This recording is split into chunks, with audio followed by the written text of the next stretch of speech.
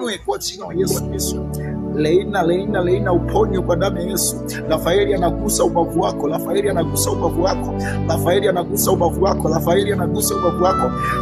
Malaika Rafaeli anagusa ubavu wako, anaugusa ubavu wako, uponywe. Aria niregetusha bahasa uri amani legedua ujegedia mani ara kasuve ujegedia ara baboze gedia nelegedo shakata mani uri kasuve basate keteri amani ara bahuze geduya mano rokoze gedia. Roho Bwana anapita, malaika Rafaeli anapita, malaika Rafaeli anapita, malaika Rafaeli anapita, malaika Rafaeli anakuhudumia katika jina la Yesu Kristo.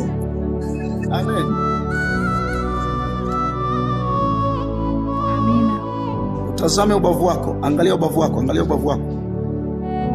Bado una maumivu? Wakati ukiomba nilikuwa nasikia maumivu makali sana. Ndio uliposema amina. Oh my God. Glory to God. Glory to God. Wana wa Mungu, mpeni Mungu utukufu. Andika kwenye comment, sema Bwana atukuzwe. Andika kwenye comment, sema Yesu atukuzwe. Yesu atukuzwe. Anatenda kazi. Na ndo kazi hii Mungu ameniita niifanye kwa wana wa Mungu. Ndo kazi hii Mungu ameniita niifanye kwa wana wa Mungu. Na nitaifanya bila kuchoka kwa sababu ndo kazi nimeitiwa. Leina, Mungu akubariki sana. Furahia uponyaji wa Mungu. Furahia uponyaji wa Mungu. Oh my God, my God. Yesu atukuzwe, Yesu atukuzwe, Yesu atukuzwe. Hallelujah, hallelujah. Yesu atukuzwe. Furahia uponyaji wa Mungu.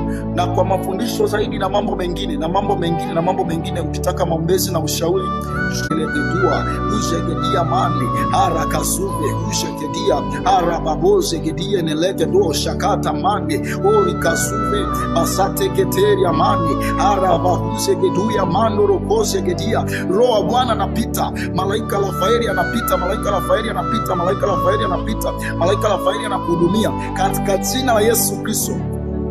Amen. Amina. Utazame ubavu wako, angalia ubavu wako, angalia ubavu wako. Bado una maumivu? Wakati ukiomba nilikuwa nasikia maumivu makali sana. Ndio uliposema amina. Oh my God.